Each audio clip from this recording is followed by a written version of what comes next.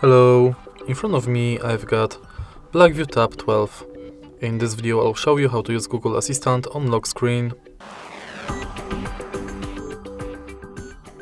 In the beginning, let's go to Google app.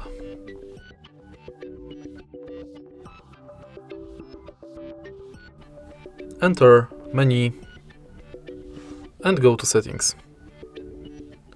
Go to Google Assistant, voice match and enable Hey Google function. Tap more, next, more, agree, next, and now let's try it out. Hey Google. Now we are sure it's working, let's go back and enter lock screen. Also make sure that assistant responses on lock screen are enabled, and now you can lock the screen and say, Hey Google, what's the weather like tomorrow? Tomorrow in Krakow, there'll be showers, with a high of 14 and a low of 9. And that's basically it.